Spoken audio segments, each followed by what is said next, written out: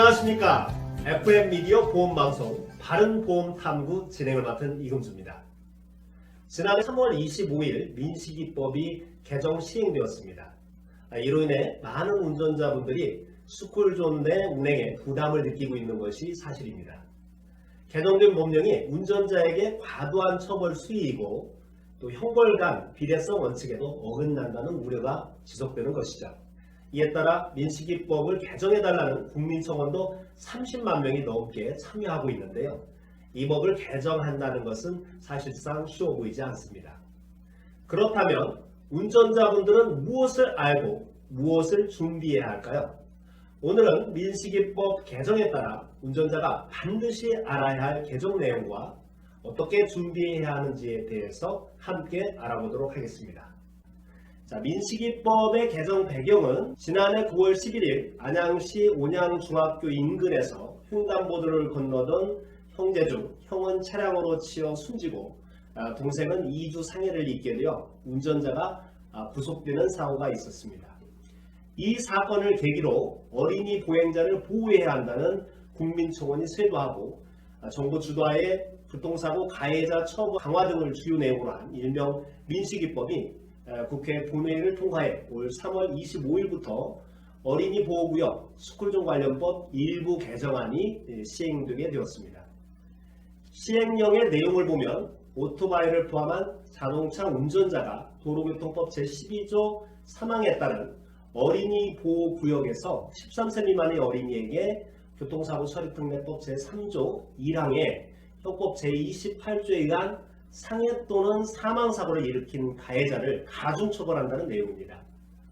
가중처벌의 내용을 살펴보면 어린이를 사망에 이르게 한 경우 무기징역 또는 3년 이하의 징역, 또 어린이를 상해에 이르게 하면 1년 이상 15년 이하의 징역 또는 500만 원 이상 3천만 원 이하의 벌금에 처한다고 되어 있습니다. 여기서 꼭 알아야 할 법령이 있습니다. 바로 교통사고 처리특례법 3조 1항 형법 268조에 의한 사고로 인한 상해 또는 사망이라는 내용인데요. 형법 268조는 바로 업무상 과실치사입니다. 즉 운전자가 과실이 있는 경우 처벌한다는 내용인데요. 사실상 운전자에게는 보행자 보호 의무라는 책임이 있기 때문에 보행자 관련 사고에서 운전자 무과실 판정을 받은 사례가 사실상 없다시피 하다는 것이죠. 이 때문에 처벌 수위가 높다는 것입니다. 그럼 스쿨존에서 사고가 나면 운전자는 무조건 처벌받는가요?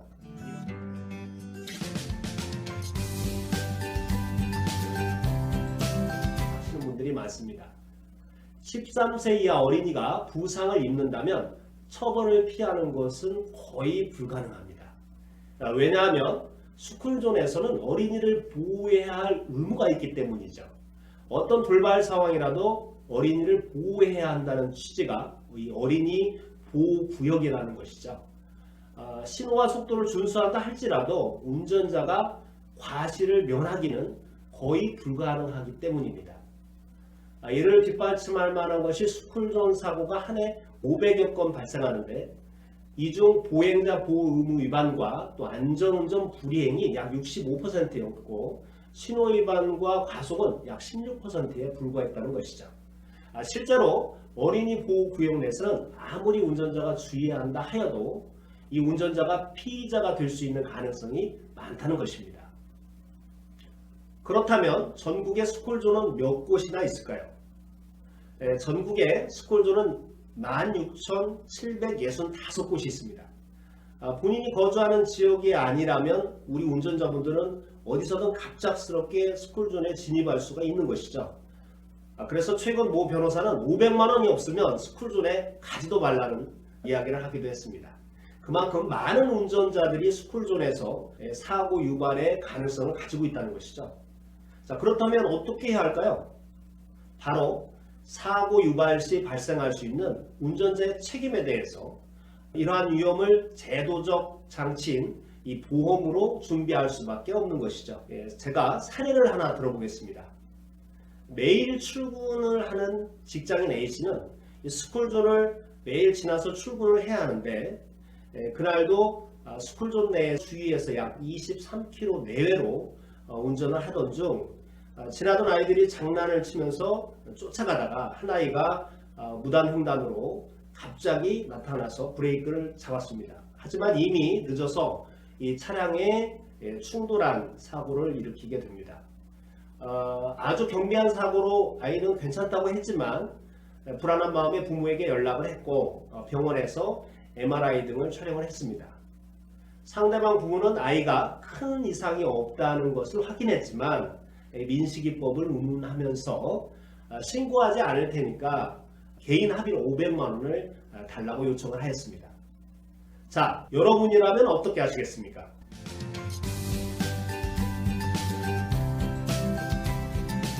이런 경우라면 당연히 500만 원을 주고 사고 처리를 하지 않는 게 나을 수도 있다 생각이 되겠지만 A씨는 아이 과실이 크다면서 사고 처리를 접수를 했습니다. 아이의 부모도 병원에서 2주 진단을 받아서 경찰에 신고를 하게 되죠. 결국 A씨는 어린이 보행자 보호 의무 위반으로 특정범죄 가중 처벌로 기소가 됐고 결국 형사합의금 500만 원을 지급하고 또 여기에 벌금 500만 원과 이 변호사를 선임해서 변호사 비용 500만 원을 부담하게 됩니다. 자, A씨는 잘하는 것일까요? 아니면 잘못 판단하는 것일까요? 만일 그냥 500만 원을 줬다면 기소되거나 벌금이 나오지는 않았겠지만 본인의 생활비에서 경제적 손실이 발생했을 것입니다. 여기서 운전자 보험이 있느냐 없느냐에 따라서 행동을 달리해야 했을 것입니다. 운전자 보험이 가입돼 있던 A씨는 자동차 보험 처리 후 운전자 보험에서 교통사고 처리 지원금으로 500만 원에 합의를 하고 향후에 납입한 벌금과 변호사 선임 비용을 청구해서 수령받을 수 있었습니다. 여기에 자동차 할증지원금이라는 추가 특약이 가입돼 있어서 30만 원도 함께 보장을 받게 됩니다.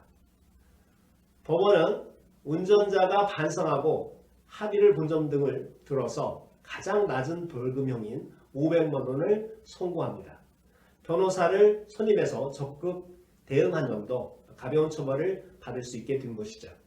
A씨는 운전자 보험을 가입했으므로 경제적 손실 없이 갑작스런 사고의 발생에 대해서 대비할 수 있었던 것입니다. 만일 운전자 보험이 가입되어 있지 않은 상태에서 A씨같이 특가법 위반으로 기소가 됐다면 경미한 사고임에도 불구하고 1,500만 원 이상의 경제적 손실을 봐야 할 것입니다. 운전자 보험이 가입된 분이라 하더라도 위사례는 2주 진단으로 보상을 받았는데 과거 2020년 4월 이전 운전자 보험은 6주 이상 진단 시에만 합의금이 나오도록 약관이 되어 있기 때문에 위사례의 2주 진단은 보상이 안 된다는 점을 아셔야 합니다.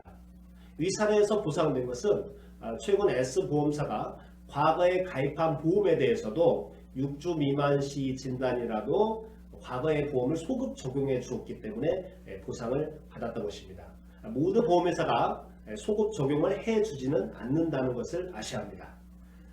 여기서 한 가지 더 알아두실 것은 합의금은 가입금액 한도 내에서 진단 주수에 따라서 한도가 정해져 있기 때문에 가입금액 한도가 클수록 이 합의를 이끌어내기 쉽다는 것을 알아야 합니다.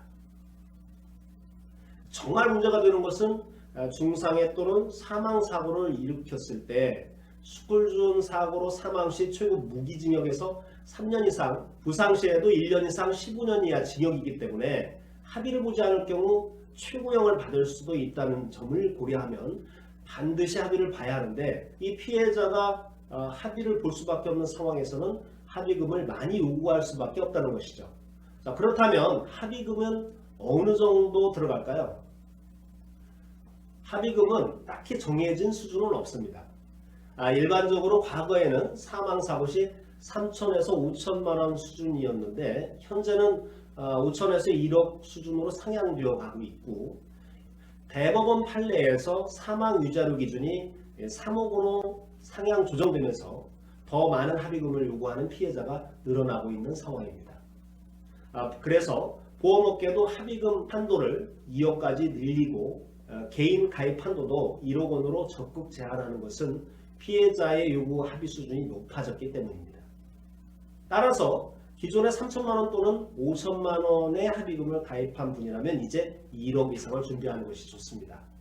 실제 보험료를 보면 이 합의금 5천만 원 담보와 1억 담보의 보험료 편차는 불과 400원에서 500원 수준 이내입니다. 이 점을 참고하시면 좋을 것 같습니다. 벌금 또한 과거에는 교통사고 처리 특례법 위반 시 최고 부과되는 벌금이 2천만 원 한도였는데 이 민식이법 개정 이후에는 3천만 원 이상이기 때문에 3천만 원을 담보에 두시는 것이 좋습니다. 마지막으로 변호사 수임료도 천차만별이죠. 물가 상승을 고려하고 유능한 변호사 선임을 위해서는 과거 500만 원에서 1000만 원 가입 한도였지만 현재는 2천만 원까지 가입이 가능하기 때문에 2천만 원까지 가입을 해주시는 것이 좋습니다. 담보보험료는 약 150원, 200원 정도 수준입니다. 그렇다면 운전자가 보험이 없는 분이라면 최소한은 반드시 준비를 해야 될 것이고 이미 가입되어 있는 분이라면 담보가 어떻게 되어 있는지 알아야 할 것입니다. 운전자 보험은 손해보험 업계가 동일한 법령 개정 시행에 따라서 담보를 상향 조정해 왔기 때문에 동일한 시점에 담보가 변경되어서 언제 가입했는지만 확인하면 담보를 대략 확인할 수가 있습니다. 이 형사합의금 담보는 2009년 9월 이전에는 2천만 원 이하였고 2016년 12월부터 가입자는 3천만 원까지 가입이 가능했습니다. 그리고 2017년 5월 이후에 이 5천만 원까지 가입 담보가 가능해졌고요. 최근 2019년 7월부터 1억 원까지 가입이 가능한 상태입니다.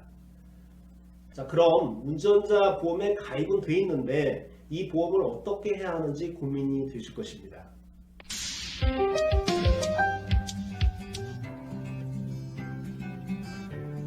자, 그래서 가장 합리적인 가이드를 제시해 드리겠습니다. 먼저 2017년 이전 가입자라면 우선 담보가 3천만 원 이하이기 때문에 담보가 매우 적습니다. 그리고 추가 가입을 한다면 현재까지 납입한 보험료와 또 추가 가입한 납입 보험료를 함께 부담하셔야 하기 때문에 충분히 부담이 되실 수 있죠.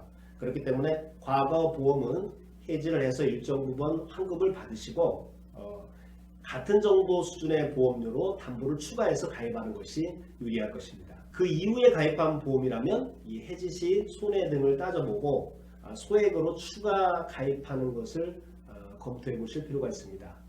자, 해당 보험사에 문의해 보시면 1만 원 이하로도 추가 담보가 가능합니다. 하는 운전자 보험이 부담스러워서 가입을 못하시고 있는 분들이라면 이 자동차 보험의 비용 손해 담보 특약을 활용해 보시는 것도 좋습니다. 자, 무엇보다 중요한 것은 안전 운전이겠죠. 하지만 만일의 사고에 대비하는 지혜도 반드시 필요합니다. 항상 여러분께 팩트 있는 보험 방송으로 찾아뵙겠습니다. FM 미디어 바른보험 탐구 이금주였습니다. 감사합니다.